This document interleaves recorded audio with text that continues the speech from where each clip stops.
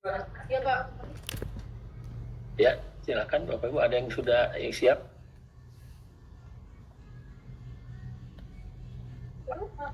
Boleh Pak, dari saya Pak.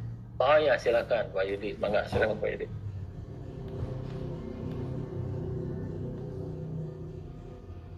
Izin share screen. Ya, baik. Mangga, mangga.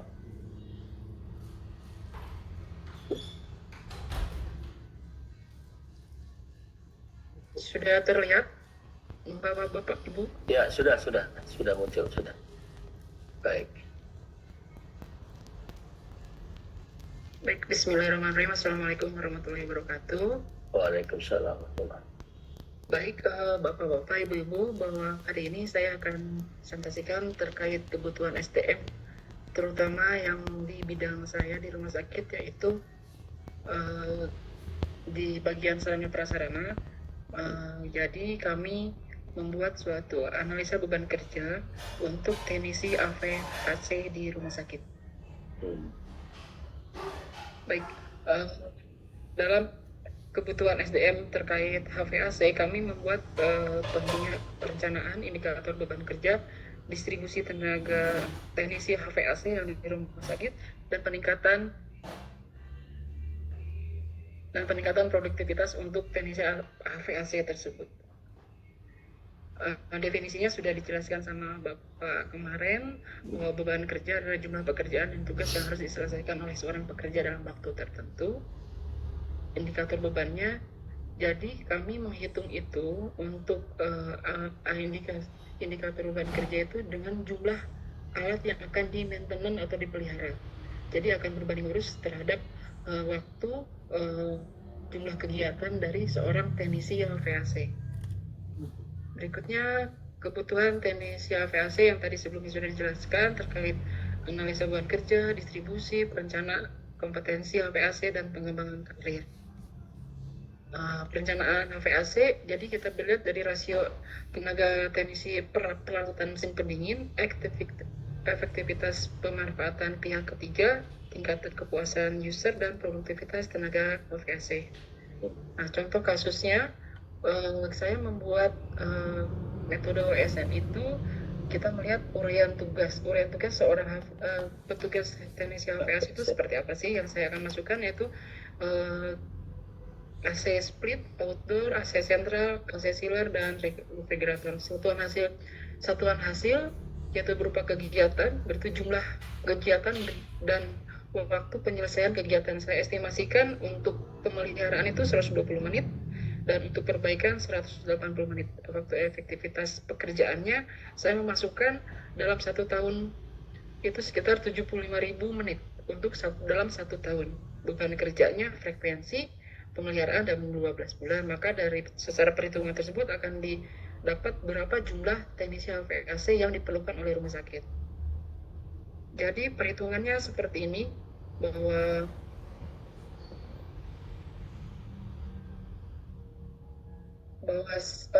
kami membuat formulir beban kerja kepegawaian, nama jabatannya apa, teknisi AC dan refrigerator, unit kerjanya jadi seksi sarana prasarana, satuan kerjanya di RSUD Bandung Kiwari. Nah, sebelum membuat perhitungan seperti ini, kami membuat bahan kerjanya yang akan menjadi panduan seorang HVAC, yaitu buku manual, buku pemeliharaan. Terus korelasi jabatannya, bahwa teknisi HVAC itu akan berkoordinasi dengan kepala IPSRS, Kasubag Umum Perlengkapan, dan Kasubag Umum Kepegawaian. Berikutnya perangkat kerja. Perangkat kerja itu alat kerja yang harus disiapkan rumah sakit untuk mencapai target yang ditentukan. Dan tanggung jawab dari seorang HVAC itu terpeliharanya semua mesin pendingin yang ada di RSUD Bandung Kiwari. Wewenangnya bahwa seorang teknisi HVAC itu untuk melakukan modifikasi pergantian komponen mesin pendingin agar berfungsi dan dingin. Kondisi lingkungannya harus mendukung terhadap pekerjaan dari seorang teknisi HVAC. Baik, berikutnya kita akan melihat bagaimana menghitung kebutuhan seorang teknisi HVAC di Rumah Sakit RSUD Bandung Kiwari. Kita lihat bahwa tugas utama dari seorang teknisi HVAC itu bisa dilihat bahwa pengecekan pemeliharaan AC split indoor itu sekitar waktu penyelesaiannya 120 menit, yaitu sekitar 2 jam. dalam efektif dalam setahun 75.000. Nah, beban kerjanya, perhitungan beban kerja bisa dilihat bahwa beban kerja ini tergantung dari jumlah unit AC speed yang ada di rumah sakit yang harus di maintenance dalam setahun. Dan diperoleh 0,4 untuk kegiatan AC speed. Berikutnya untuk AC sentral yang ada di rumah sakit Bandung Hilir itu sekitar 543 yang harus di maintenance per bulan dalam setahun. Sehingga diperoleh dengan jumlah kepegawaian dengan jumlah AC sentral 543 itu diperoleh 0,4 personil untuk target dalam sebulan itu 1 unit terpelihara. Berikutnya AC sentral outdoor juga sama perhitungannya, jadi 12 kali 78 itu jumlah unit outdoor yang harus dipelihara diperoleh 1,4. Untuk AC sealer diperoleh 0,1. Untuk pengecekan pemeliharaan refrigeran pendingin yaitu kulkas, showcase, ya mesin-mesin pendingin yang ada di rumah sakit, yaitu sekitar 0,4. Berikutnya untuk perbaikan. Untuk perbaikan ini saya memasukkan 3 jam 120 hari dalam setahun diperoleh 0,4. Dari tugas utama yang seorang teknisi AVAC itu diperoleh perhitungan sekitar 12,97 atau dibulatkan menjadi 13 personil dengan target yang jumlah mesin pendingin yang ada di rumah sakit. Jadi kekurangan dari teknisi yang ada di rumah sakit saat ini, teknisi AVAC yang ada di rumah sakit itu sekitar 6 orang untuk tahun 2024. Jadi kekurangannya itu kita peroleh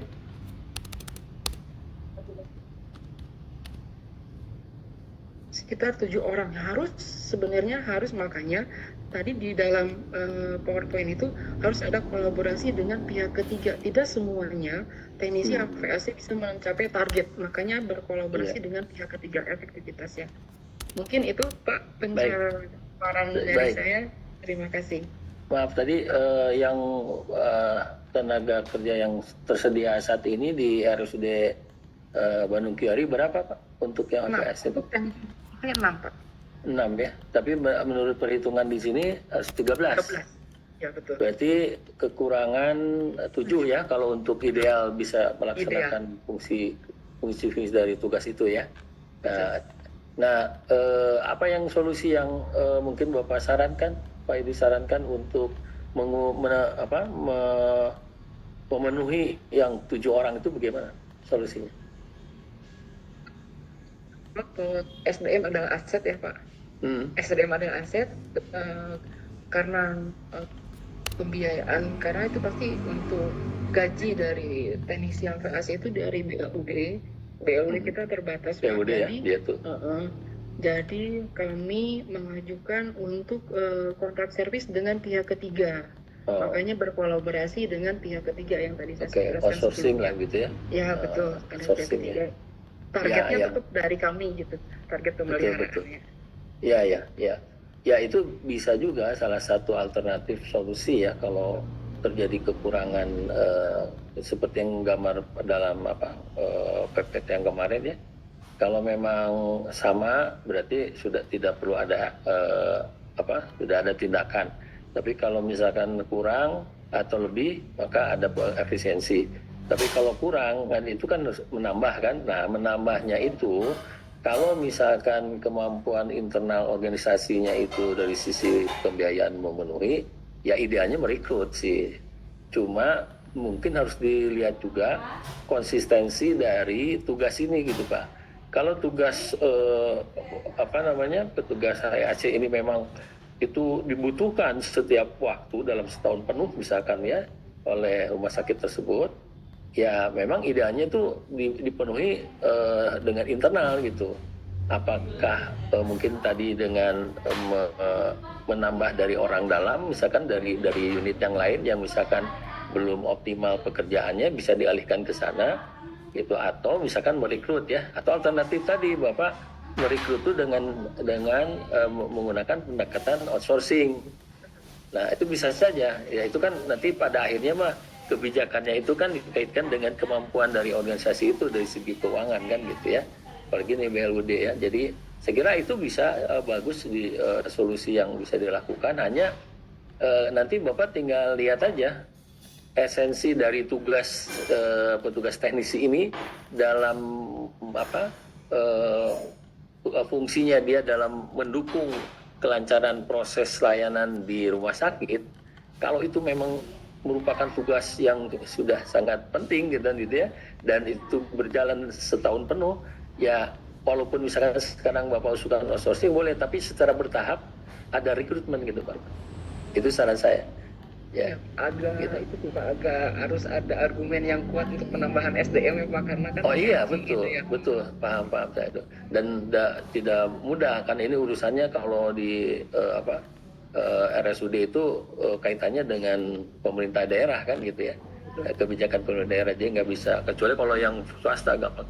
Cuma maksud saya nanti dalam katakanlah kalau Bapak ini membuat semacam proposal lah gitu ya, usulan itu, kebutuhan itu ya nanti dibuat juga, jadi jangan begini hanya satu opsinya udah di outsourcingkan ya 7 orang tanpa ada opsinya gitu. Nah, saya kan opsinya dia 7 orang itu misalkan dalam berapa tahun tuh nanti bisa kita rekrut gitu menjadi tenaga tetap, karena tugas ini sudah merupakan tugas yang rutin, tugas yang penting kan gitu ya, yang artinya bukan pekerjaan yang hanya insidental kan, tapi pekerjaan yang memang rutin tiap hari. Kan nggak mungkin kan rumah sakit tanpa ada pendingin alat pendingin ruangan kan gitu ya gitu. Nah kita itu sangat penting misalnya. Jadi Bapak buat aja alasan esensinya gitu Pak. Nah sehingga untuk tahap pertama ya itu kebijakannya misalkan dengan outsourcing 7 orang. Nanti tahun berikutnya, tahun kedua mungkin kita rekrut 1 orang gitu. Jadi secara bertahap nanti akhirnya jadi dipenuhi oleh SDM internalnya gitu. Gitu Pak Edi ya. Oke. Bapak Ya, di bagian apa? Di bagian saya ini? kepala IPSRS-nya. Oh, apa singkatan apa IP itu Pak? Instalasi pemeliharaan Instalasi sarana pemeliharaan. prasarana. Oh, instalasi pemeliharaan ya. Oke. Ya tepatlah Bapak ini mendalami ini ya. Ya. Terima kasih Pak. Iya. Masukan. Kalau dulu ini tahu Bu Uci ya Bu ya? Yang ini Pak? Uci ya, sekarang jadi seksi pelayanan keperawatan, kepala seksi. Kepala seksi perawatan. Nah beliau juga waktu tesisnya pakai WSN juga, cuman dia yang ngitung perawat yang waktu itu. Iya betul. Nah, template-nya sama Pak. Kami di Rumah Sakit Badung Kiwari seperti ini gitu. ya alhamdulillah sudah diterapkan. Penambahan SDM kami menganalisa sudah seperti ini. Template-nya sudah ini. Gitu. Alhamdulillah berarti ini dipakai nih cuma Bu Uci ya, sama Bu siapa Bu Elina siapa yang keuangan? Bu Heni. Bu Heni ya, sama Bu Heni juga sama. Bu Heni ini keuangan. Kabak, Pak. Oh di Kabak sekarang. Oh iya betul. Ya ini karena saya ya beberapa kali ke sana dengan Bu Uci. Jadi saya ingat ini waktu bimbingan beliau juga sama memasukkan perencanaan pengembangan jumlah bed di RSUD. Nah waktu itu saya bilang dia mengusulkan berapa perawatnya, tapi harus diantisipasi pada saat tahun berapa itu untuk penambahan bed itu akan dilakukan. Nah ini harus diantisipasi dari sebelumnya nih persiapan, jangan sampai nanti ruangan sudah ada tapi perawatnya nggak ada kan gitu. Nah kalau kejadian Pak sekarang Pak. Kejadian ya. Ya itu saya udah ini kan sudah saya waktu itu warning gitu ke Bu Sri itu waktu sidang ya. Nah, kita sudah bertambah Pak sampai 333 per Desember 2024. Target tahun depan sekitar 517 tempat tidur pengembangan. Nah, sekarang Bapak sebagai unit perawatan sudah mengantisipasi nggak dengan pertambahan itu? Itu sekarang udah ada yang P3K penambahan kalau Bu Uci berhasil untuk mengajukan analisa ini Pak. P3-nya. Karena kan tenaga kesehatan. Kalau saya kan umum nih. Ya, mungkin berapa nomor berapa lah antriannya. Tapi Bapak bisa menyampaikan esensi dari tugas ini Pak. Kalau misalkan nanti ruangnya nambah, kan otomatis kan unitnya nambah kan itu otomatis harus juga diikuti dengan ya kalau kita bicara tentang pelayanan ya, tentang untuk pelayanan ke pasien gitu. Baik Pak Edi, terima kasih ya. Bagus ya. Ini Bapak Ibu bisa apa namanya menjadi apa ya benchmark gitu ya yang dilakukan oleh RSUD Bandung Kiwari ya. Nah, barangkali ada yang lain silahkan. Saya Pak. Ya, enggak Pak Ade, silahkan. Ya, Ade. Izin share screen.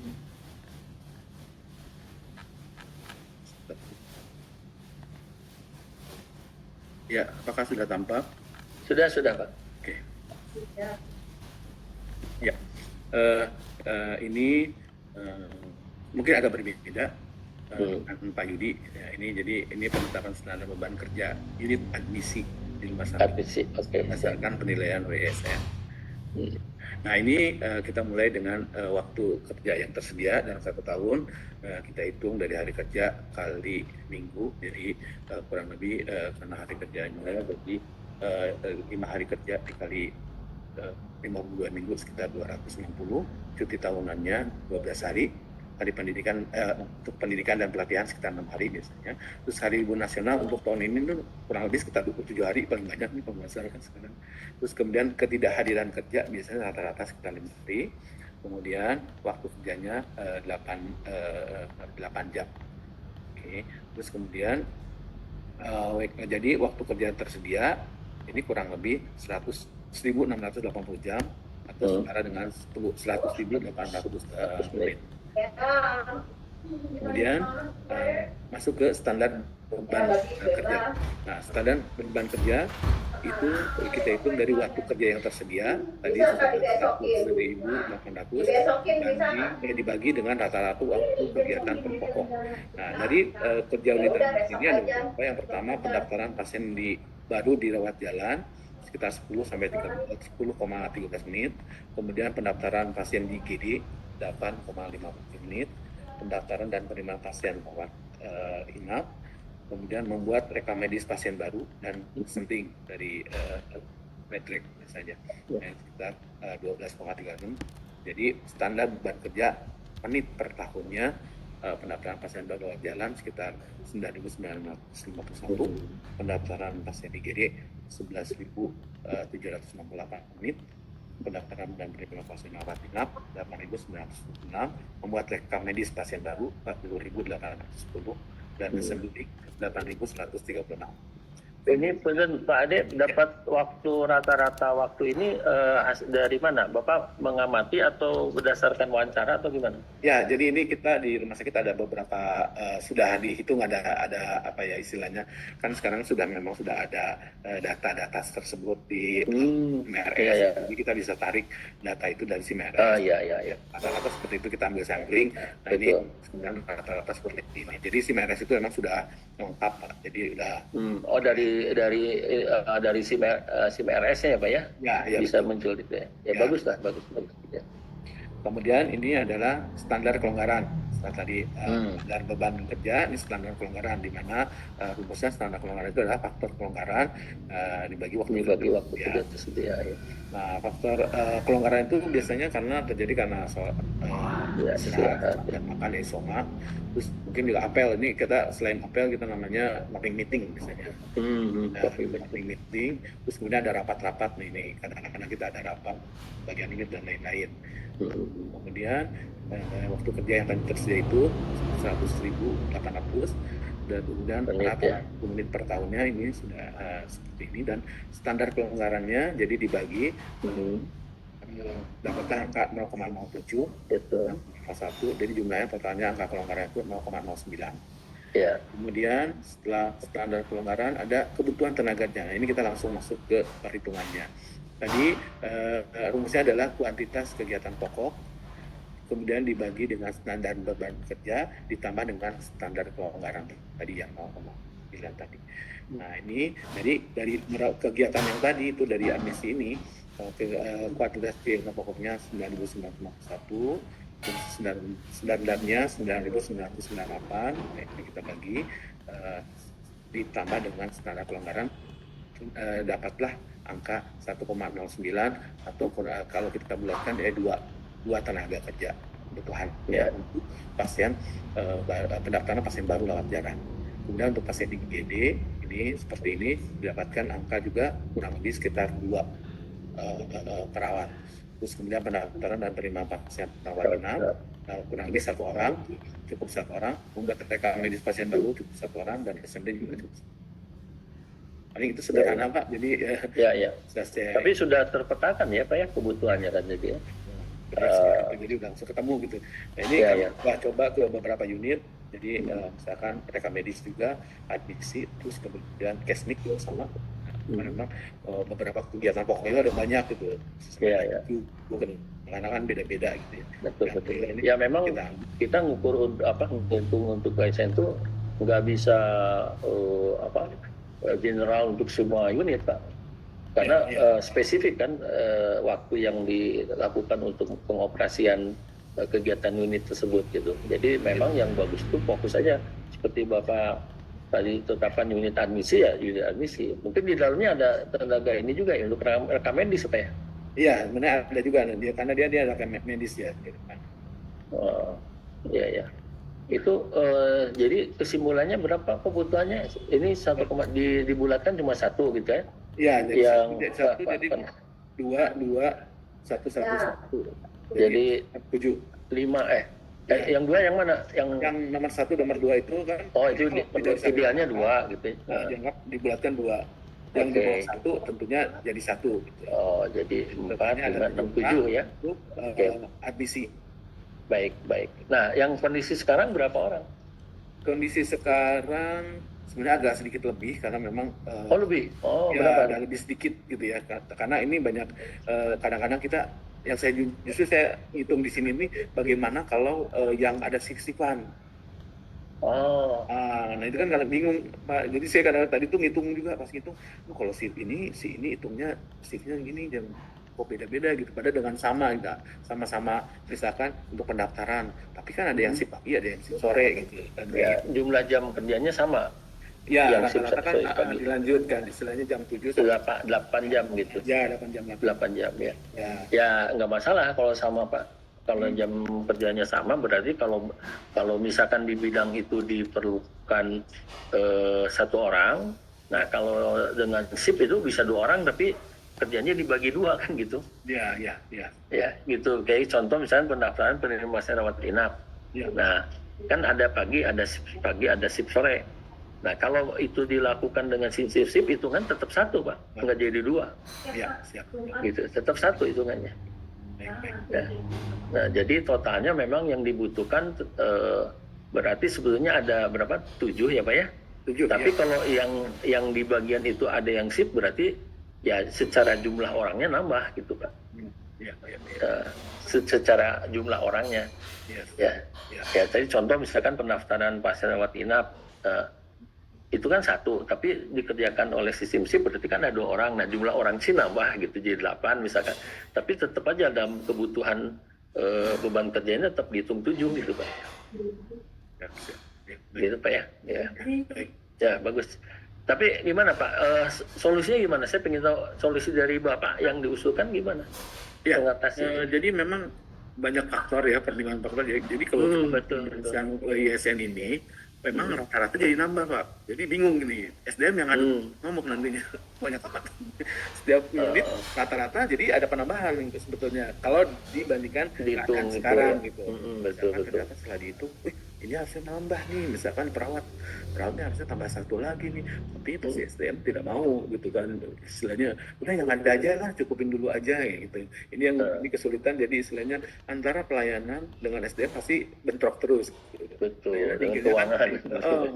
Pelayanan kan inginnya kan sesuai dengan misalkan 1 bed untuk sekian orang. Nah, itu ada perhitungan beban kerja yang lain seperti itu berdasarkan bednya. Kalau ini kan saya lihat tidak terlalu melihat bednya juga, tapi adalah berapa lama yang bersangkutan waktu yang dipakainya. Ya. Nah itu kan ada masa hektiknya selalu rame gitu. Betul. Nah itu juga harus dipertimbangkan. Betul. Dipertimbangkan.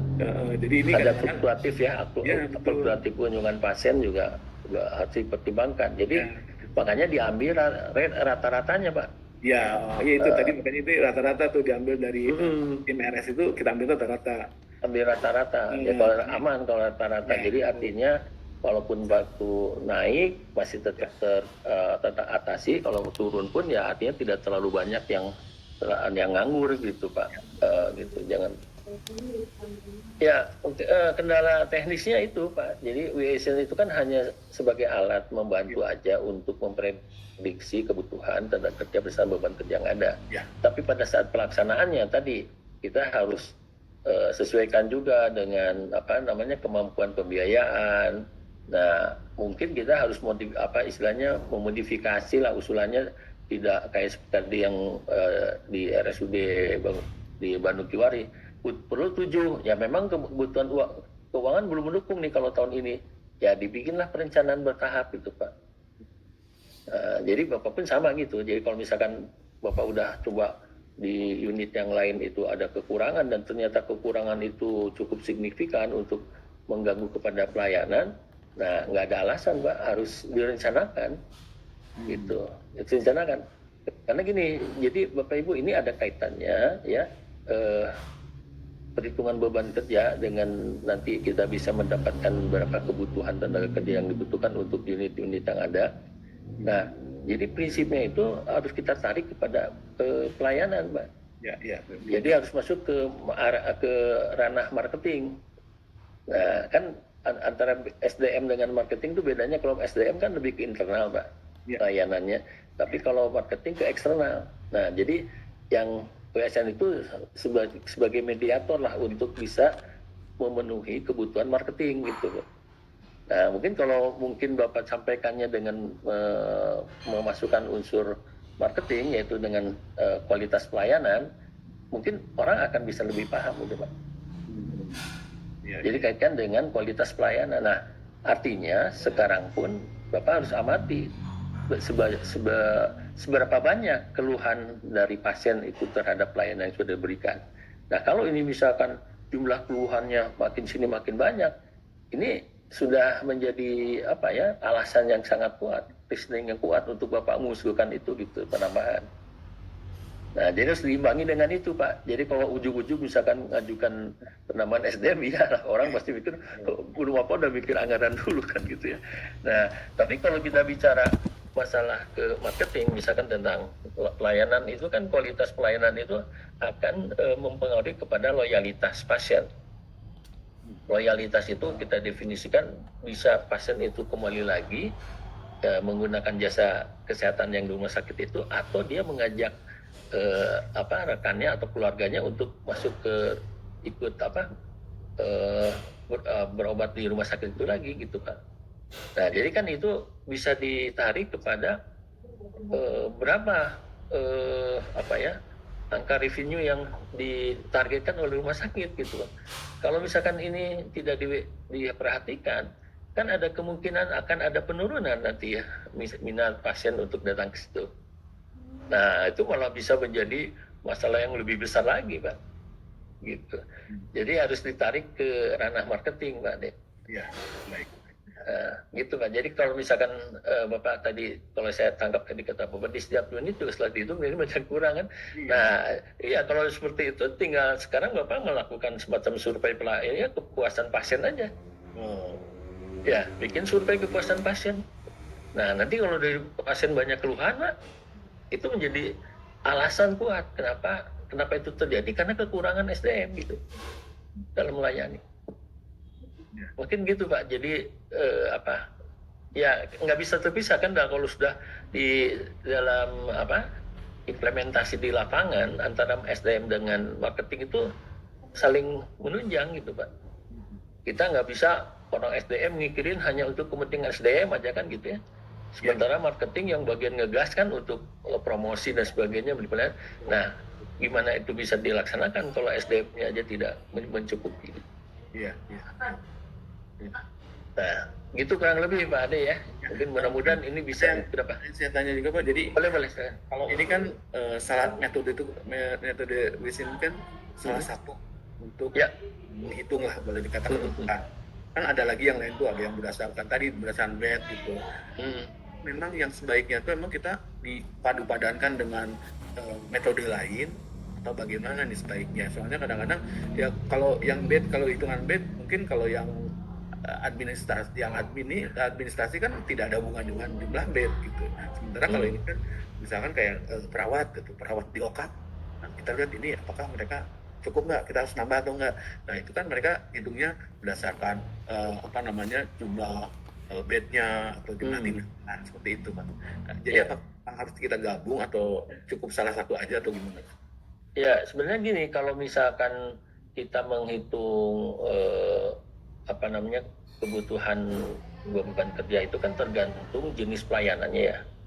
Nah, kayak contoh tadi Pak Yudi kan itu bukan tenaga yang langsung berhubungan dengan pelayanan kontak langsung ke pasien kan, tapi merupakan fasilitas pendukung. Nah, hitungannya bukan jumlah pasien, tapi jumlah ruangan misalkan, jumlah alat yang harus di support oleh tim teknisi itu kan gitu kan. Jadi tidak selamanya berdasarkan jumlah bed Pak. Gitu. Kecuali kalau Bapak mau membuat perhitungannya khusus untuk perawat aja gitu. Yang perawat kan yang langsung perawat langsung ke yang sifatnya medis lah gitu ya.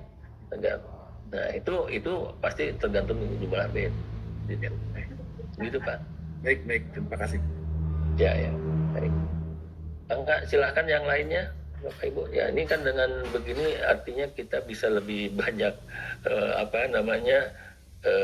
contoh ya gitu, dan ini bisa menjadi dasar nanti pada saat Bapak Ibu mengembangkan konsep ini di tempat masing-masing. Silakan Bu Rani. Ya, nonton pasal yang sebelumnya. Ya. Gimana? Saya izin pengasur yang sebulan. Saya izin pasien karena sinyal terganggu dia pun tetap ada safety dong. Iya, silakan.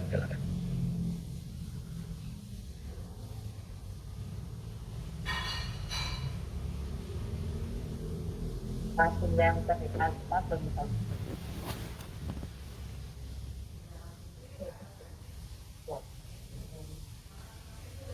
Ini keringat ya kayak tentu. Ya sudah Bu. Oke. Ini Mungkin sebenarnya ini lebih sederhana dari yang tadi Pak Yudi dan Dr. Ade sebenarnya. Jadi ini tentang kebutuhan dari perawat di rumah sakit Rahman Subban. Jadi kalau untuk bagian manajerial, saya manajernya di rumah sakit Rahman Subban. Ini untuk menilai kebutuhan perawat rawat inap selama di rumah sakit ini. Untuk langkah-langkahnya yang pertama memang sudah dijelaskan sebelumnya. Jadi saya lanjut saja Pak. Yang pertama menetapkan waktu kerja yang tersedia. Nah di sini hari kerjanya karena perawat, jadi saya hitungnya bukan per orang tapi per setiap hari yang harus ada kerjanya mungkin. Jadi saya hitungnya bukan 6 hari tapi 7 hari, walaupun sebenarnya pada kenyataannya perawat itu pasti akan ada lepas sekitar 1 atau 2 hari, jadi libur 1 atau 2 hari. Karena pasti akan ada perawat yang bekerja, saya ambilnya di sini 7 hari dikali 52 minggu atau 300 hari. Kemudian cuti tahunannya 12 hari, pendidikan dan pelatihan yang 6 hari, hari libur nasional tahun 2025 tadi sudah searching 17 hari, ketidakhadiran kerja 10 hari, waktu kerjanya yang betul tadi seperti yang Alde bilang, untuk shift pagi dan shift siang 7 jam, dan kemudian seharusnya kalau untuk shift malam 10 jam nanti dihitung terpisah. Ini untuk yang shift pagi dan shift siangnya berarti. Kemudian waktu kerja dalam sebelumnya itu 1.786 jam atau 170.184 menit pekerjaan. Dan waktu kerjanya harus kerja rawat inap, dan ini untuk standar beban kerjanya. Secara keseluruhan pekerjaan perawat yang biasanya untuk pengkajian keperawatan itu di sini sebenarnya tidak pernah ada data yang di rumah sakit kami, tapi ini secara observasi dan rata-rata wawancara kepada perawat, rata-rata melakukan pengkajian itu 10 menit. Kemudian tanda vital 5 menit, memberikan obat yang ada terjadi 10 menit saja untuk satu pasien. Kemudian melakukan visit bersama dokter spesialis sekitar 10 menit per pasien. Jadi kalau ini hitungnya per satu pasiennya diselesaikan depan. Untuk standar bekerjanya melakukan pembagian itu 10.718 menit, kemudian pemeriksaan tanda vital 21.000, pemeriksaan obat 3.500, dan melakukan visit bersama dokter spesialis 2.318 menit. Nah, ini untuk standar pelonggaran memang saya sudah tanya kalau untuk kegiatan rutin luar kerja kalian saat ini belum ada. Adapun di kerja di luar itu hanya outbound saja. Jadi kalau outbound itu memang tidak rutin tiap tahun dan juga saya belum masuk di sini Pak untuk standar pelonggaran. Jadi standar pelonggarannya dianggap nol atau gimana? Ya, dianggap nol untuk sementara karena tinggal kegiatan rutin di luar yang resminya Pak. Jadi kalau outbound itu saya tidak masukkan jadi outbound atau kegiatan gathering itu saya tidak masukkan. Saya tidak tahu atau ada gathering itu sebenarnya masuk standar pelonggaran atau tidak. Apa nggak ada kegiatan untuk meeting itu rutin? Meeting ada, tapi ini saya hitung perawat secara keseluruhan bukan kami karena biasanya meeting itu kepala ruangan. Tidak, ya paham. Hanya sebagian aja ya yang kepalanya. Ya. Okay. Ya, tapi ibu bisa tanya juga kan gini, kalau meeting itu misalkan ada rapat pimpinan, misalkan yang diundang adalah kepala perawat lah gitu ya, atau manajer perawatnya. Nah, manajer perawat ke perawat dia ini juga nggak ada melakukan meeting lagi nggak? Ada sebenarnya setiap kali seperti mau report itu harusnya mungkin dihitung ya. Itu mestinya dimasukkan itu Pak ya, yaitu ya untuk pelonggaran. Nggak mungkin nol Bu. Mungkin nol.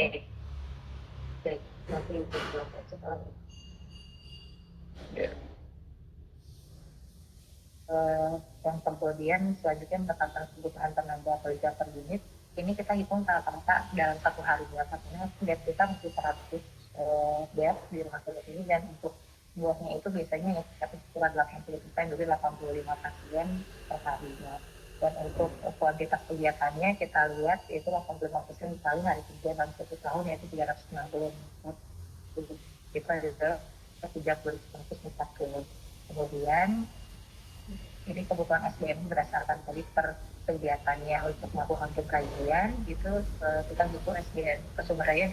Ini hitungannya untuk satu shift kerjaan selama 7 jam itu 3 perawat, kemudian karena vital kita butuh 2 perawat, kemudian memberikan obat kita butuh 9 perawat, melakukan fisikal kita butuh 3 perawat, sehingga dibulatkan dalam satu shift saja seharusnya dibutuhkan 17 perawat untuk 85 pasien per shiftnya.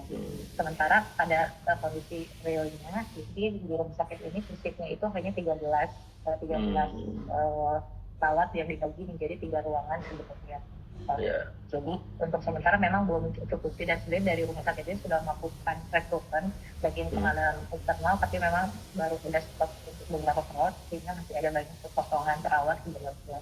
Dan kalau untuk tadi yang Pak Ade memang disebutkan untuk evaluasi dari pasien sendiri, memang ada beberapa komplain untuk masalah ketidakadilan perawat karena mungkin apabila diperlukan atau dibutuhkan perawatnya sedang menangani pasien yang lain. Jadi memang kita sudah melakukan analisis dan memang memerlukan, tapi sudah melakukan juga untuk rekrutmen, tapi belum mencukupi sebetulnya. Sudah ada perencanaan untuk rekrutmen ya?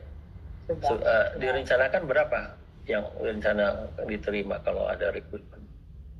Jadi rencananya itu kalau misalnya ini memang sekitar 10 sampai 20 karena memang kita bicara untuk target juga dari rumah sakit ini, tapi kalau untuk yang dibutuhkannya sekitar 10 perawat tambahan. Sebentar, kondisi real kan 13. Kalau hitungan secara ini eksaknya kan 17 shift kan, 17 orang per shift. Sebenarnya kurangnya kan cuma 4 ya, Bu. 4 per shift. Berarti sebenarnya karena dalam satu hari ada 3 shift sebenarnya Pak.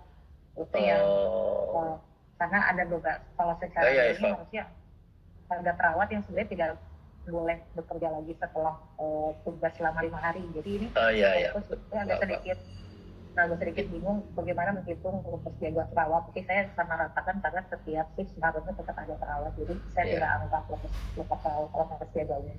Ya, jadi yang 17 orang per shift itu kan karena shift ya bisa double kan sebetulnya ya, jumlahnya bisa 2 kali lipat. Ya bisa paham kalau itu ditambahnya sekitar 10 gitu ya. Jadi kan 10 itu kalau saya hitung berarti cuma nambah 5, Bu. Ya, cuma nambah 5. Di sini Pak, ini 4 kan, nanti ada lebih memang kalau 10 ya. Benar nggak kan? Ini kan kurangnya itu 4. Bukannya kan shiftnya kan kalau shift itu saya anggap asumsikan 2 shift itu dua waktu kan 2 shift. Jadi kalau misalkan ini kita butuh 4 per shift itu berarti kita berikutnya 8 gitu. Iya. Ya. Harusnya dibagi 3 shift. Itu yang shift yang 10 jam itu saya belum bisa memfasilitasi. Kalau hanya berdasarkan 2 shift saja berarti betul 8. Ya 8. Jadi kalau ada bagian yang memang shiftnya misalkan lebih dari 2, ya itu boleh saja ditambahkan. Ya, tapi minimal sudah bisa diprediksi kan kebutuhannya. Nah, jadi ini kalau saya lihat ini kondisinya itu dalam kondisi kurang antara yang di SDM yang ada dengan kebutuhan dan kurang Bu. Nah, pernah Ibu mengamati nggak tentang bagaimana kualitas pelayanan yang diberikan kepada pasien selama ini? Apakah banyak keluhan gitu atau gimana? Nah, keluhannya itu kalau untuk pelayanan ke pasien tidak ada, tapi untuk standby, perawat yang standby karena misalnya kan apabila ada perawat yang bertugas itu tidak ada yang standby di nurse station-nya, mungkin keluhannya sekitar itu. Tapi berdampak nggak ke pelayanan? Berdampak ke pelayanannya, jadi untuk delay dari penanganan. Jadi misalnya perawat atau itu belum juga tertangani. Ya, minimal kan ada delay kan, artinya tidak pelayanan itu tidak langsung pada waktu yang dibutuhkan gitu, ada jeda nunggu ya. Ya itu mungkin dianggap sekarang tidak ada masalah, tapi suatu saat kalau itu terus berjalan ya itu juga lama-lama akan menjadi akumulasi ketidakpuasan gitu dari pasiennya. Ya baguslah Bu, ini sudah minimal sudah bisa terpetakan ya kebutuhannya ya, intinya itu. Oke. Gitu Bu. Baik ya. Ya tapi ini rumah sakit swasta ya? Rumah sakit swasta. Nah, kira-kira ada kendala nggak kalau misalkan tadi kalau Pak Yudi ada kendala tuh kalau di BLUD gitu ya? Kalau menurut Ibu gimana kira-kira? Nah, kendalanya itu tadi yang sebelum ini lalu sempat saya kemukakan juga yang kendala masalah reward dan punishment juga termasuk memang pembiayaan rumah sakit operasionalnya karena mandat dari BPJS. Jadi yang kalau secara gaji sebenarnya memang tidak merata, tapi kalau secara kita perbandingkan dengan rumah sakit sebetulnya mungkin tidak terlalu kompetitif mungkin secara gaji. Dan juga untuk pengembangan karir di rumah sakit memang masih sangat kurang. Jadi untuk pelatihan itu hanya diberi untuk satu perawat dalam satu unit. Jadi kan unit kita ada 3 ruangan, jadi satu perawat hanya dari satu ruangan hanya satu perawat, dan itu pun baru tahun sebelum. Jadi untuk pengembangan terus itu masih tetap kurang terlalu maju. Jadi saya pun paham bukan kurang banyak kombinasi. Sebenarnya next time-nya lebih harus ya usul saya paling tidak Bu ya, yang tadi Ibu sudah analisis itu harus masuk ke dalam rencana pengembangan SDM. Ya, jadi supaya tadi kesannya tidak ujug-ujug mengajukan kan gitu. Jadi perencanaan itu kan berdasarkan kebutuhannya. Nah, kebutuhan sekarang dan yang akan datang. Nah, Ibu buat proyeksi gitu dengan kebutuhan kedepannya seperti apa. Jadi itu maksudnya dalam istilahnya perencanaan pengembangan SDM. Gitu. Jadi boleh diusulkan di sana. Ya, termasuk tadi Pak Yudi juga masuknya gitu Pak. Jadi masuknya ke dalam usulan pengembangan SDM, Pak. Rencana pengembangan SDM. Gitu. Ya supaya kalau itu kan dari jauh-jauh sudah bisa diantisipasi oleh semua manajemen di sana gitu. Gitu Pak. Ya. Baik, makasih ya Bu Rani. Barangkali ada lagi, silahkan Bapak Ibu yang mau share hasil perhitungan WSN.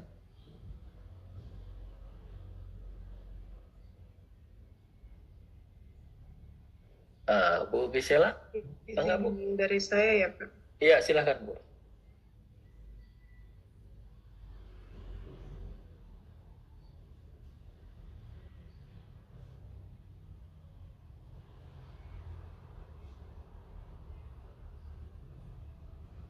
Apakah sudah terlihat Pak?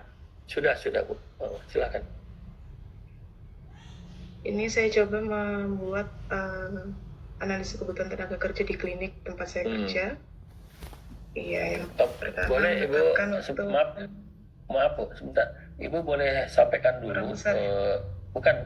Maksud saya, Ibu sampaikan dulu garis besar latar belakang dari institusi klinik yang Ibu akan analisis ini. Supaya saya bisa menangkap misalkan jumlah karyawan yang ada saat ini seperti apa, terus kegiatan kliniknya apa aja, nah supaya nanti saya bisa berikan advice yang tepat.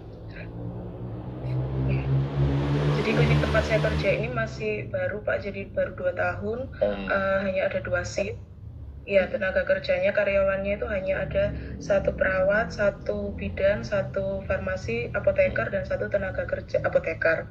Kemudian ada 3 dokter umum, 1 dokter gigi, 2 dokter gigi. Nah, ya, hanya 2 shift, 1 shiftnya 7 jam. Di mana kapitasi BPJS keanggotaannya itu hanya baru 4.000 keanggotaan 4.000. pasiennya, jadi masih cukup sedikit. Nah, yang pertama menetapkan waktu, iya Pak. Kalau jumlah kunjungan pasiennya gimana Bu? Kunjungan pasien setiap shiftnya paling banyak hanya 10-15 pasien per shift. Itu dari poli umum, poli gigi. Iya. Iya. Oke. Baik, silakan Bu lanjut. Ya, langkah pertama menetapkan waktu kerja tersedia. Ya, yang pertama hari kerjanya karyawan dan dokter, untuk dokter umum dan karyawannya itu sama ya, 312 hari per tahunnya. Untuk cuti tahunannya 12 hari per tahun, hari libur nasionalnya 16, terhitung 16, diklat dan pelatihan 6 hari per tahunnya. Untuk waktu kerjanya 7 jam per hari. Tapi untuk dokter giginya hanya 6 jam. Gitu. Jadi didapatkan hasil perhitungannya waktu kerja tersedia antara karyawan dan dokter. Ini dokter umum ya. Untuk dokter umum itu 116.760 menit per tahun. Dan untuk yang dokter giginya 100.080 menit per tahunnya. Kemudian menetapkan... Maaf Bu, dokter gigi cuma seorang jadinya? Karena 1 shift? 2. Oh, 2. Iya. Oke. Kemudian untuk menetapkan unit kerja dan kegiatannya,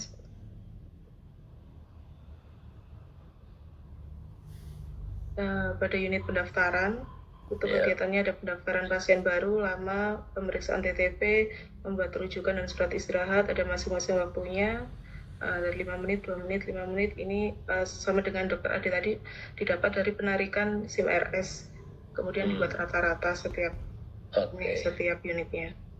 Oke. Kemudian lanjut dari unit, kemudian ini untuk kuantitas tiap unitnya, di mana poli umum ini dalam 1 tahunnya itu kunjungannya sekitar 2.222, kemudian untuk poli giginya 218, untuk KIA dan KB-nya 43, jadi di rata-rata semua di jumlah ada 2.483. Kemudian perhitungan standar beban kerjanya ini didapat dari tadi waktu kerja tersedia 116 dibagi dengan waktu setiap unitnya, didapatkan standar beban 23.352 dan seterusnya. Menit, satuannya menit ya? Iya. Oh iya, menit. Kemudian tabel kebutuhan ASDM per unitnya ini didapat dari 2.483 dibagi dengan standar beban kerjanya yang dihasilkan 0,1, bisa dibulatkan menjadi 1 orang per shiftnya. Ini di unit pendaftaran. Kemudian untuk di poli umum dengan hasil 0,28, di mana dibulatkan menjadi 1 orang per shiftnya. Selanjutnya poli gigi didapatkan juga dibulatkan menjadi 1 orang per shiftnya. Untuk KIA begitu juga dengan bagian CS, dibutuhkan 1 orang per shiftnya. Pada kenyataannya di pendaftaran itu jumlah SDM saat ini per shiftnya bisa 0 sampai 1 orang per shift. Yang diharuskan 1 orang, jadi masih tidak sesuai. Untuk poli umumnya ada 3 dokter umum, di mana dibutuhkan 1 orang per shiftnya, jadi masih sesuai. Yang tidak sesuai itu ditemukan di bidan dan di bagian perawat. Serta bidan CS. Dan perawat yang kurang ya? CS-nya hanya 1. Ya, CS-nya cuma 1. Baik. Jadi ada 1 shift yang tidak ada CS-nya gitu. Nah, kalau nggak ada gimana? Kalau lagi nggak ada Iya. CS-nya gimana? Ya, itu Gimana kendalanya, Pak. Jadi mengatasinya? selama ini masih ini apa istilahnya ya, kerjasama Atau kita dirangkap antara aja gitu, siapa dirangkap sama bagian lain gitu? nggak Kan ada. nggak mungkin, Jadi nggak ada. sangat Oh, ya. terbatas SDM. Iya, ya, memang nggak bisa diganti sama perawat ya untuk kerja CS ya. Iya. Iya. Mungkin hari ini CS masuk pagi, besok masuk siang, seperti itu setiap harinya. Oh, gitu ya. Iya. Iya, oke. Baik, terus gimana tuh Kemudian hasil analisisnya? hasil analisisnya berdasarkan tabel perhitungan di atas, kebutuhan standar tenaga kesehatan, non-kesehatan, dan tenaga lainnya sesuai Permenkes, didapatkan bahwa jumlah kebutuhan tenaga kesehatan, non-kesehatan, dan tenaga lainnya di klinik masih belum sesuai. Kemudian rencana tindak lanjutnya mengenai kebutuhan tenaga kesehatan, non-kesehatan, dan tenaga lainnya akan mengajukan penambahan tenaga kesehatan bidan 1 orang, perawat Ya. 1 orang, serta klinis servis 1 Satu orang. orang, ya. Karena kadang ada beberapa pasien yang datang di saat bidannya tidak shift gitu. Sangat dibutuhkan ya. Itu kendalanya. Iya, itu kan jadi masalah itu, Bu. Iya. Ya. Masalahnya pemasukannya juga masih minim. Ya, enggak. Jadi gini, ini kan seperti kita mikir apa antara ayam dan telur kan gitu ya, mana dulu kan gitu ya. Nah, kalau Ibu misalkan mengabaikan SDM, kan itu dampaknya kepada pelayanan ya. Sementara kondisi klinik Ibu misalkan belum cukup settle misalkan untuk menambah SDM ya.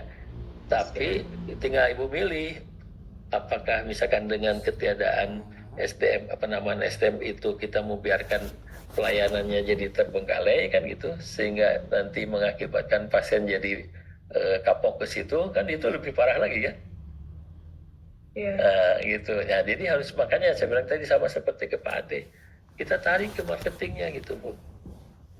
Nah, bahwa kita mengedepankan kepada kualitas pelayanan, beri dulu pelayanannya dulu, nanti impact-nya tuh mereka akan loyal gitu. Dia akan, bahkan nggak suruh sama kita juga, dia akan mempromosikan klinik Ibu gitu kalau dia merasa puas gitu.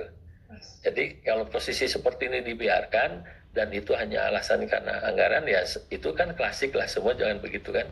Tapi kalau misalkan ini dibiarkan, ada yang lebih parah lagi, akan ada terjadi penurunan minat pasien untuk berkunjung. Nah, ini kan lebih parah lagi ya, Bu ya, kalau misalnya terjadi seperti itu. Nah, jadi itulah yang makanya kenapa kita perlu memasukkan unsur manajemen dalam pengelolaan instansi kesehatan. Itu salah satunya itu, Bu. Gimana caranya supaya instansi kesehatan itu bisa tetap eksis dan bisa meningkatkan dari tahun ke tahun, ya, dari waktu ke waktu gitu. Nah, salah satunya tadi membuat perimbangan antara kebutuhan SDM dan kebutuhan di marketingnya gitu. Itu kalau saran saya, ini kondisi seperti ini harusnya sudah, ya walaupun tidak sekaligus ya, mohon maaf tadi Ibu kan ada 3 ya, perawat, terus bidan, terus satu lagi apa, klinik service lah gitu ya. Nah, klinik service kan bisa di outsourcing kan, Bu. Ya, tidak harus merekrut kan. Nah, CS itu di outsourcing aja, itu sudah satu teratasi. Nah, kalau bidan karena yang ada cuma 1 ya, Bu ya. Sementara padahal kalau bidan itu kan pelayanannya merupakan pelayanan yang penting ya, Bu ya, yang utama ya. Nah, ini mungkin nggak bisa ditawar ya kalau menurut saya. Ya. Kan bahaya kalau misalnya ada pasien yang mau melahirkan, bidannya nggak ada, gimana, Bu? Ya, nah, itu kan kalau dalam bisnis itu namanya core product lah gitu ya. Ini udah core product, jadi nggak bisa diabaikan. Jadi menurut saya nanti Ibu bikin prioritas saja ya. Dari 3 itu diprioritaskan mana yang mesti segera dilengkapi ya, supaya sesuai, mana yang masih bisa dengan cara alternatif tadi, misalkan dengan cara outsourcing, kerjasama dengan perusahaan outsourcing yang CS itu kan banyak ya, yang outsourcing. Ini mah mungkin saya tidak terlalu ini lah CS mah. Yang ini yang krusial ini, Bu, yang bidan ya. Sama satu lagi itu apa tadi, Bu? Yang di atas? Perawat ya. perawat itu juga menurut saya kalau misalkan ibu masih bisa ada berapa orang perawat, cuma seorang juga. Iya. Oh, yang nggak bisa ada alternatif ya. Ya itu mungkin pelayanan dan perawat dan bidan lah yang harus diprioritaskan menurut saya gitu. Kecuali kalau perawatnya ada 2, misalnya itu bisa di cancel, apa istilahnya saling gantian lah, tukar gitu ya, di rotasi aja gitu, supaya yang kosong itu bisa tetap diisi. Tapi kalau 1 orang kan susah. Sementara dia juga kan punya batas waktu kerja ya, Bu. Waktu kerja kan nggak bisa melebihi dari 8 jam misalkan gitu kan. Ada batas maksimum lah kemampuan dia untuk bisa bekerja dengan baik. Ya kalau dipaksakan juga nggak bagus kan. Karena dia dalam kelelahan, terus kita berikan tugas beban kerja yang melebihi dari kapasitasnya, justru akan berdampak nggak bagus juga buat si perawatnya, gitu ya. Malah jadi stres kerja nanti yang muncul ya. Nanti mereka jadi si karyawan yang stres kerjanya kan gitu ya. Itu juga nggak bagus ya. Jadi kalau saran saya tadi yang dari 3 itu yang diprioritaskan ada 2, yaitu perawat dengan bidan. Ibu tinggal pilih aja mau bidan dulu atau perawat dulu. Yang paling penting itu silakan, misalkan tapi bertahap ya, misalkan kalau memang keuangannya belum mencukupi, misalkan sekarang bulan depan disiapkan 1 orang untuk bidan, nah perawatnya mungkin nanti 6 bulan kemudian atau 1 tahun kemudian. Tapi pada prinsipnya itu ada perencanaan penambahan ke sana. Kalau CS saya tidak terlalu ini ya, kalau CS itu bisa dari luar lah istilahnya. Atau ibu merekrut tenaga lepas juga bisa, itu banyak lah buat CS Pak. Baik, nah ini Bapak Ibu ya, jadi hal-hal seperti ini yang nggak ada di buku, di teori nggak ada ya. Jadi betul-betul kita harus by kasus gitu, dari kasus, sehingga kita bisa mengungkap apa manfaat dari kita melakukan analisis beban kerja ini. Ya, silakan barangkali ada lagi. Ini sebetulnya Bapak Ibu mestinya Bapak Ibu yang semangat untuk mempresentasikan supaya ada feedback kan gitu ya, supaya ada feedback. Silahkan siapa, Bu Marcella gimana? Atau Bu Feti Siti Fatimah?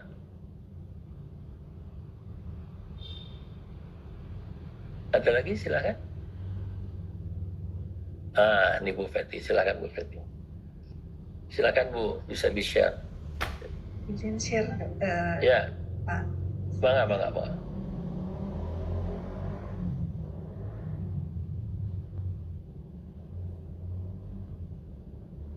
Izin, apakah sudah terlihat?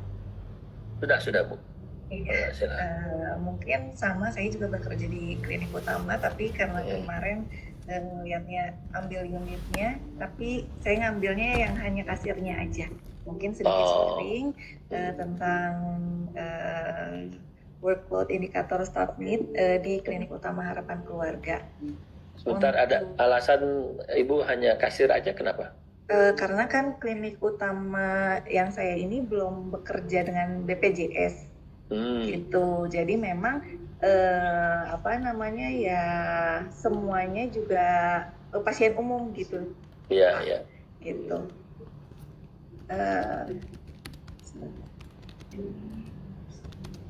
Yang pertama ini menetapkan dulu waktu kerja tersedianya dengan tadi yang rumus hari kerja tersedia dikurangi dengan cuti tahunan, lalu pendidikan dan pelatihan pada waktu kategori SDM mengikuti pendidikan ataupun pelatihan, lalu ditambah hari libur nasional dan ketidakhadiran, lalu nanti dikali waktu kerja.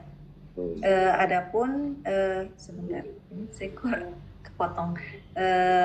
Setelah dihitung waktu kerjanya itu dari yang jam kerjanya 6 hari kerja karena hari Minggu tutup, lalu cuti tahunannya 12 hari kerja, untuk pendidikan dan pelatihan di 5 hari, hari libur nasional di tahun 2025 17 hari, dan ketidakhadiran kerja di 4 hari. Untuk waktu istirahat ini 7 jam, tapi dipotong 1 jam jadi 6 jam. Jadi waktu kerja dalam 1 tahun ini di 1.644 jam atau 98.640 menit. Yeah. Lalu langkah yang kedua menetapkan unit kerja dan menetapkan standar beban kerja saya menetapkan unit kasir karena merupakan klinik swasta dan semua pasiennya itu pasien umum. Umum. Betul. Lalu untuk pelayanan kasir ini untuk melakukan pekerjaan di kurang lebih 10 menit. Lalu standar beban kerjanya, waktu kerja yang tersedia dibagi rata-rata waktu kegiatan per pokok didapatkan 9.864 unit. Lalu langkah yang keempat, menetapkan kelonggaran. Ini setiap harinya ada rapat morning briefing kurang lebih 30 menit setiap harinya. Jadi untuk standar kelonggaran, faktor kelonggaran dibagi waktu kerja yang tersedia itu di 0,09. Lalu langkah yang kelima, menetapkan kebutuhan tenaga per unit. Untuk ini saya menggabungkan pasien lama dan pasien baru itu per hari kurang lebih ada 25 sampai 26 pasien per harinya. Jadi untuk kualitas kegiatan pokok harian itu ada di 8.112. Untuk kebutuhan SDM-nya di bagian kasir ini dari kualitas kegiatan dibagi standar beban kerja ditambah standar pelonggaran dengan hasil 0,9 atau dibulatkan 1 dan kondisi relnya memang sudah sesuai 1 orang per shift. Gitu. Seperti itu untuk SDM realnya sebenarnya ada 2. Tapi untuk per shift ada 1 orang dan dibagi 2 shift. Seperti itu, Pak. Iya. Dari saya. Jadi tidak ada masalah kekurangan atau gimana, Bu? Nggak ada. Untuk saat ini tidak ada. Jadi statusnya aman ya, Bu ya? Aman. Dengan 1. Tapi gini, Bu, walaupun kondisi saat ini Ibu sudah menganggap dengan 1 orang itu sudah mencukupi. Nah, harus dilihat juga range dari kliniknya. Nah, rencana strategis klinik itu akan melakukan pengembangan itu dalam berapa tahun ke depan, menambah fasilitas apa gitu, atau jenis layanan medis apa yang akan ditambah. Nah, itu kan nggak tahu udah punya range-nya belum, Bu? Klinik Ibu. Kalau klinik tidak pakai range, Pak. Jadinya paling RAK aja. RAK aja. Iya. Oke, sudah ada rencana pengembangan? Ada rencana di tahun 2025 untuk layanan tumbuh kembang. Tumbuh kembang. Nah itu kan berarti ada iya. Penambahan ya, rencana penambahan. Betul. Nah itu. Jadi Ibu bisa saja dalam kondisi saat ini sudah aman, artinya sudah antara kebutuhan dengan yang kesediaan sudah cukup. Tapi manakala itu misalkan dikembangkan unit baru, maka kita butuh tambahan apa. Jadi itu perlu perawat mungkin, Bu ya, atau tenaga administrasinya nambah misalkan. Nah itu disampaikan aja gitu. Kalau supaya misalkan kan pelayanan terbarunya kan belum berjalan nih, Pak. Kan sedangkan di situ kan ada jumlah pasien per hari. Nah, kan kita belum tahu nih per harinya akan dapat berapa. Kalau seperti itu bagaimana, Pak, menghitungnya? Ya, nanti kita bisa menggunakan pendekatan prediksi dengan menggunakan statistik dari Bu. Jadi nanti di materi yang kemarin saya sudah sampaikan tuh, di materi Setara Vision itu ada yang kita gunakan pendekatan dari statistik itu Jadi kita bikin peramalan gitu, Bu. Peramalan misalkan di tahun ini dari 3 tahun terakhir jumlah pasiennya itu berapa, kita bisa memprediksi nanti tahun keempat tuh bakal naik berapa persen gitu. Nah itu bisa juga dimasukkan ke dalam perencanaan gitu, Bu. Nanti saya akan jelaskan nanti di bagian akhir, Bu, ya, mengenai metode yang satunya lagi ya. Baik, terima kasih, Pak. Ya, oke.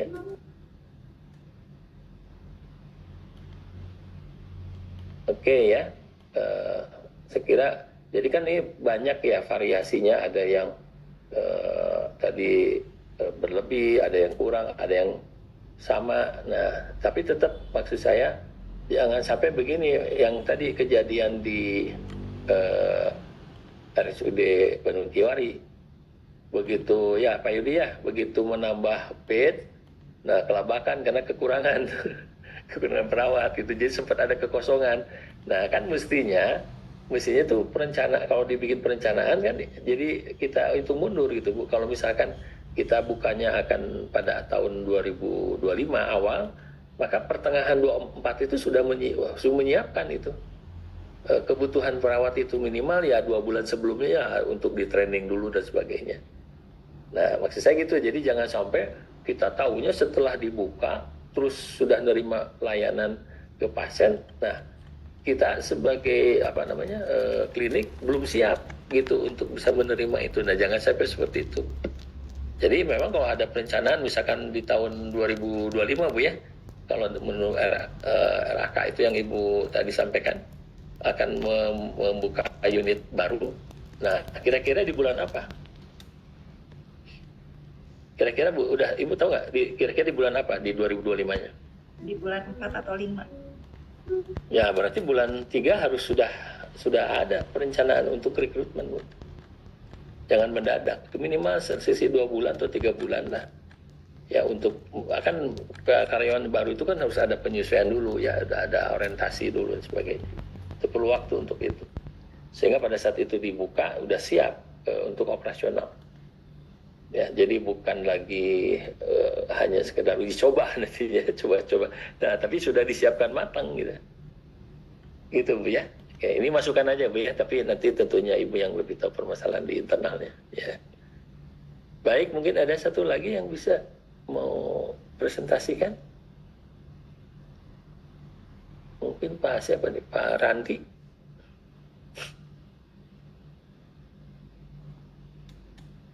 Pak Randi atau siapa? Pak Roni? Pak Randi udah siap kira-kira Pak Randi? Izin Prof, saya masih ada di perjalanan Prof. Mohon maaf, Oh iya. datanya di laptop dulu.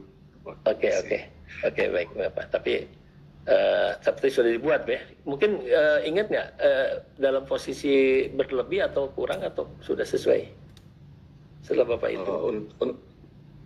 Untuk saat ini posisinya sesuai Pak. Karena Sudah sesuai. kalau kecuali ambil data yang tahun lalu memang masih kurang, tapi sudah ada penambahan tenaga kerja. Jadi saya ambil itu kemarin di rumah sakit saya, di unit kerjanya IGD Rumah Sakit Bayangkara, Ingat 3 Manado. Berdasarkan perhitungan memang harusnya butuh sekitar 13 dokter umumnya. Hanya waktu tahun 2 tahun terakhir memang agak kurang 9. Setelah itu nambah lagi, memang dari direktur juga bilang ada rekrutmen, akhirnya sekarang dokter umumnya sudah sampai 15, cuman memang agak berlebih sedikit, sehingga sudah sesuai dengan perhitungan. Tapi sekarang kayaknya memang sudah mau tidak ada perekrutan lagi sih memang, tapi memang dalam 2 tahun terakhir kemarin dari direktur memang buka lowongan kerja untuk dokter umum di IGD. Karena memang lihat keteteran juga Pak dengan shiftnya, dengan pasiennya juga kemarin, jadi dibuka rekrutmen kemarin. Tapi sekarang sudah tutup. Tapi gitu, memang gitu, tren untuk pasiennya juga mengalami kenaikan gitu kan di tahun kemarin. Peningkatan. Ada peningkatan. 2 tahun terakhir pasca COVID peningkatan Pak. Mungkin semenjak apalagi hari raya ini dengan yang libur Natal tahun baru itu volumenya 2 bulan terakhir meledak sih Pak. Jadi memang udah karena ya begitu sih. Jadi memang dari direktur juga udah oke dengan rekrutmen ekstra dokter umum, tapi sudah ditutup. Ya. Gitu Pak.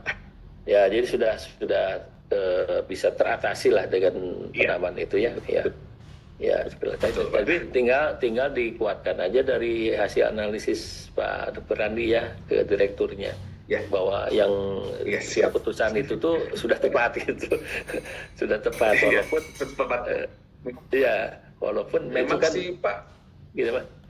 Sebelum kami menganalisis juga kan WISN Pak, kan memang kami juga sebagai nakes juga udah merasa, jadi udah banyak input gitu dari kepala ruangan ini penambahan dengan kayaknya nggak mampu, biasanya kalau segini agak keteteran akhir. Soalnya kami juga tuh kemarin masih mengandalkan internship Pak sebagian, tapi yang internship itu kan dia kadang hilang timbul ya. Jadi karena waktu ada mereka kosong, Wah, kami agak keteteran, jadi memang harus ditambahin dokter PHL-nya. Jadi kemarin udah banyak output 2 tahun terakhir, udah input ke atas 2 tahun terakhir, akhirnya mulai satu persatu ACC dibuka.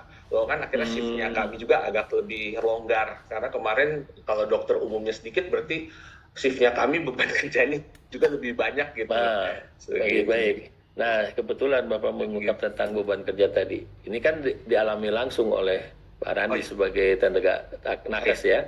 Nah, itu kalau misalkan Bapak mengalami beban kerja yang lebih, itu apa yang dirasakan? Pertama Pak, dari yang dokternya juga jadi burnout sama kualitas pelayanan untuk pasiennya Pak, itu tidak maksimal. Jadi kami jadi kasihannya juga Pak nanti di hasil pelayanan, karena kan banyak juga pasien, saya contoh pasiennya banyak tapi dokter umumnya cuma satu nih misalnya, sedangkan mereka pada ngantri. Akhirnya kasihan juga kan nanti dengan loyalitas pasien juga bilang berikut jangan lagi datang ke rumah sakit lagi, pelayanannya lambat. Ya, kasihan juga kan berarti berdampak juga ke keuangan rumah sakit juga. Betul itu ya, itu yang kita khawatirkan itu. Jadi artinya dampaknya dari pelayanan itu pada respon ketidakpuasan dari pasien. Kalau mereka tidak puas, Pak, itu bisa jadi yang tidak puas seorang, tapi impact-nya bisa ke beberapa orang. Karena dia ada ngomong, dia akan speak up di luar kan. Betul. Speak up di luar, jangan di sana lah gitu. Gini-gini, nah itu yang bahaya. Itu yang biar jadi the marketing namanya itu. Jadi kebalikannya, bukan marketing, tapi the marketing jadinya gitu ya. Marketing jadi, iya, dia marketing yang negatif jadinya kan gitu. Marketing nah itu, terbalik, Pak, ya. Iya, itu yang dikhawatirkan itu. Makanya tadi saya bilang, tadi kan permasalahannya ini kalau mau menambah, ini kendalanya dari keuangan, gitu ya kan? Karena harus ada beban kan, ada beban biaya bertambah. Tapi kalau itu tidak dilakukan, lebih bahaya lagi. Nah, cash in-nya berkurang. betul. Cash in-nya jadi berkurang, padahal itu kan jadi modal gitu, apalagi ke klinik swasta kan gitu. Nah, jadi ya bargainingnya begitu aja ya, Dr. Randi ya. Jadi ya, memang sebelum saya mengenal ada metode WISN ini juga Pak, memang langsung berasa sih, karena kami pakai waktu itu kan agak feeling ya, kalau kami kan dulu nggak pakai standar yang langsung ada perhitungan dengan dasar, tapi memang nakes yang merasakan ya udah memang kasih input aja lah lewat Kepru, nanti dibicarakan Keprunya rapat ke direktur begitu Pak. Iya. Gitu. Nah, dengan ada hitungannya lebih bisa lebih objektif sih Pak. Saya dapat gambaran memang kurang ya ternyata 2 tahun terakhir, saya baru tahu juga sih Pak ini belajar. Ya alhamdulillah lah kalau bisa manfaat ya. Nah gitu Bapak Ibu ya, jadi ini saya langsung menanyakan ke objeknya yang kebetulan merasakan kelebihan beban kerja. Nah dampaknya kayak gitu, itu di dokter ya. Nah di perawat juga utama ini lagi, apalagi perawat kan lebih ke teknis berhadapan dengan pasien ya, yang day to day gitu ya. Nah itu mereka juga akan sama. Jadi nantinya pelayan yang diberikan oleh si perawat ke pasien itu, jadi bukan boro-boro, kan kita mintanya supaya senyum waktu melayani ya. Jadi buru-buru senyum karena beban kerja tinggi ya, yang keluar ya cemurut aja gitu ya, jutek aja mukanya. Jadi, nah nanti pada saat pelayanan ke pasien, ya pasien jadi nggak enak juga dilayani dengan muka yang jutek kan gitu. Nah itu kan lebih, apalagi ya kalau dokter sih menurut saya sih masih karena kan waktu pelayanannya tidak sebanyak perawat ya berhadapan dengan pasien itu. Tapi tetap aja kalau misalkan nanti sebut dia menyediakan layanan kesehatan umum, ternyata dokter umumnya kurang, juga sama dengan bohong. Itu ada ketidakpuasan juga akhirnya gitu. Baik, terima kasih ya Dr. Randi, terima kasih infonya. Sama Pak. Ya. Baik, yang lain mangga satu lagi lah, cukup saya kira, seorang lagi. Pak, siapa yang sudah siap nih? Pak Roni atau Pak Gilang? Ya, Pak Gilang gimana? Siap nggak kira-kira? Udah ada yang bisa dipresentasikan? Atau Bu Anissa? Bu Marcella? Oke ya. Nah ini kalau gitu saya akan coba share yang tadi pertanyaan Ibu Ferti ya, yang kalau bagaimana kalau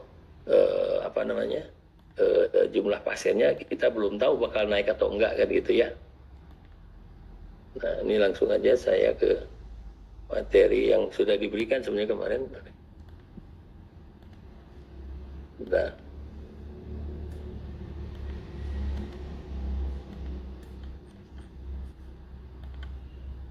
Nah namanya full time equivalent ya. Jadi kalau WSN ini seperti yang tadi sudah kita bahas dan kita praktekkan. Nah, bagaimana bedanya dengan full time equivalent ya? Nah, kita langsung aja ke materi ini.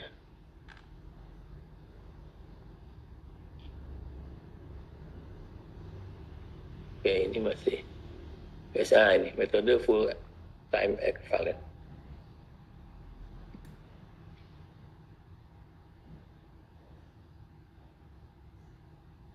Jadi saya singkat saja dengan FTE ya. FTE itu satuan unit pengukuran yang menerangkan jumlah jam yang ya artinya harus dibayar maksudnya kepada pekerja reguler yang sifatnya pekerja full time ya.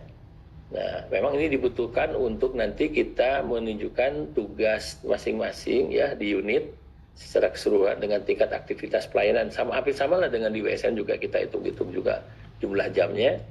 Nah, cuma ini bisa digunakan untuk menghitung kebutuhan tenaga berdasarkan beban kerja jam kerja yang standar pada waktu yang akan datang gitu. Bisa seperti itu. Ya, ini sama hari kerja, cuti tahunan, pendidikan pelatihan itu sama lah seperti di WSN ya. Nah, kita contohkan misalkan seperti ini ya. Jumlah harinya 312 hari, cuti tahunnya 12 hari, pendidikan pelatihan 6 hari. Hari liburnya 19 hari, ketidakhadiran 10 hari, maka kita hitung dengan isoma itu jadi 5,25 jam. Nah, tapi di sini kita bisa hitung waktu kerja yang tersedianya itu adalah 1.391,25 jam per tahun ya, setelah dihitung. Oke, ini mungkin kalau Bapak Ibu tadi sudah ngitung pakai Wilson hampir sama lah. Nah, ini dicontohkan ya, ada beban kerja petugas berdasarkan jumlah pasien pulang rawat inap. Kenapa di sini menggunakan pasien pulang? Artinya pasien itu memang sudah dilayani oleh rumah sakit, bukan yang akan dilayani, tapi yang sudah dilayani ya. Makanya di sini menggunakannya pasien pulang ya, pulang rawat inap. Nah, terus jumlah petugasnya ini yang akan disoroti adalah petugas rekam medis, khusus rekam medis. Tadi juga di Pak Ade tadi ya, ada juga yang memasukkan unsur rekam medis.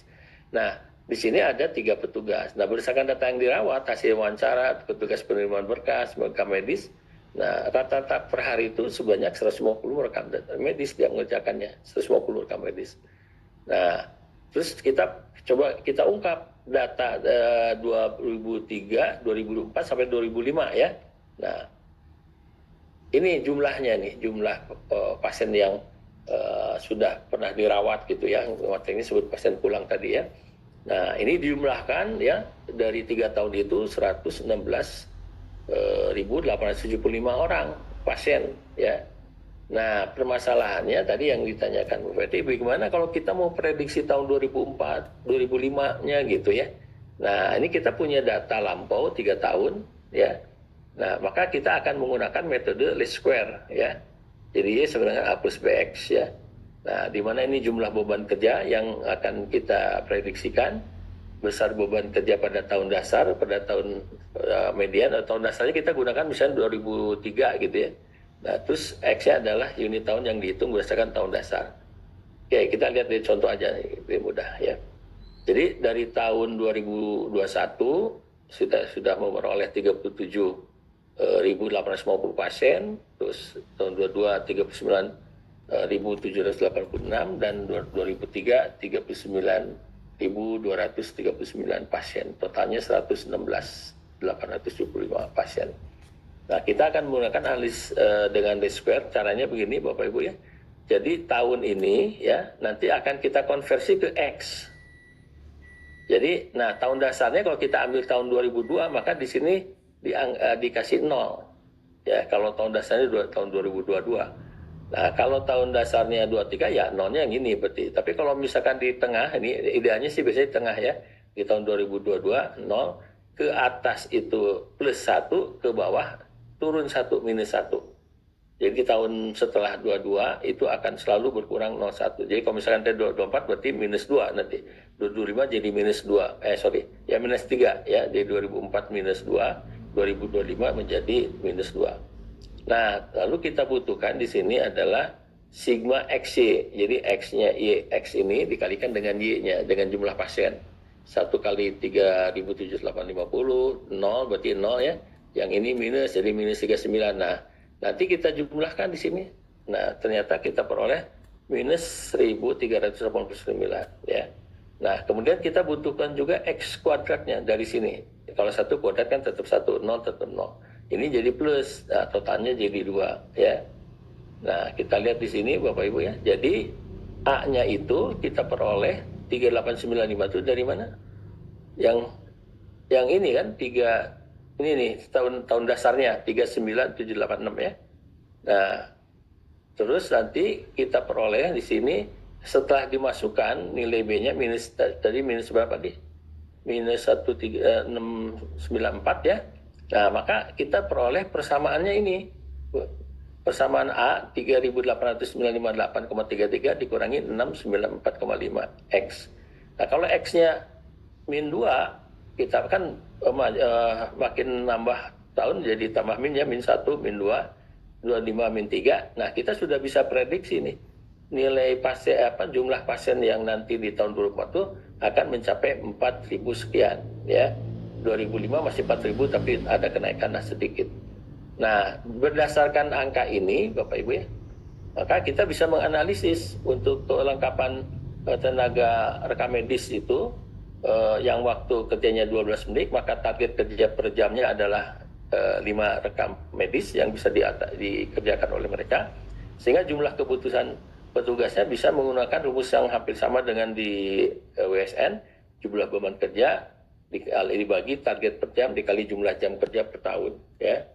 Nah, hitungannya seperti ini. Jadi kalau pada tahun 2001 itu hanya cukup ditangani oleh 5 orang, tapi kalau nanti misalkan di tahun 2024, nah ini nggak bisa lagi 5 orang nih, harus 6 orang, apalagi 2025.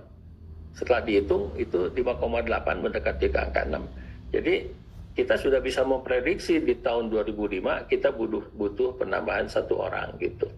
Ini contoh-contoh yang sederhana seperti itu aja Pak. Jadi kalau tadi kan di WSN kan kita sudah menggunakan data yang real yang sudah ada gitu ya. Sudah ada jumlah pasiennya yang berdasarkan kita amati. Kalau ini bisa juga kalau kita akan memprediksi gitu, memprediksi jumlah pasien di tahun yang akan datang. Nah, bisa menggunakan model seperti ini. Nah, itu aja Bapak Ibu ya, sederhana lah ini ya. Nah, atau juga bisa contoh yang lebih simpel ini Bu. Ini ada total pasien yang dilayani per tahun itu 10.000 misalkan. Rata-rata diperlukan untuk melayani satu pasien 30 menit. Jam kerja bisa kita hitung. Per kerja per minggu 40 jam. Hari kerja 250 hari kerja. Kita hitung berapa jam kerja per tahunnya. 2.080 jam per tahun. Nah, dikurangi cuti, libur dan sebagainya. Yang non produktif 300 jam kurang lebih lah. Maka jam kerja efektif adalah hanya tinggal 1.780 jam per tahun. Kebutuhan tenaga kerja, nah kita yang efektif ya, jam efektif bisa hitung total beban kerjanya, total waktu yang dibutuhkan melayani 10.000 itu adalah 5.000 jam ya, setelah kita kalikan dengan 30 menit tadi ya. Nah, terus hitung kebutuhan pegawai dihitung dengan membagi total beban kerja, jam efektif per tahun. Nah, seperti ini rumusnya.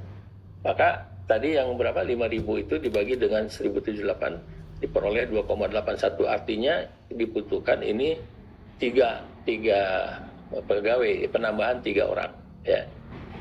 Nah, jadi seperti itu Bapak Ibu, rumah sakit itu membutuhkan 2,1 pegawai untuk menangani beban kerja ya, karena jumlah pegawai tidak bisa berupa pecahan kan, jadi harus dibulatkan. Maka dibutuhkan 3 pegawai.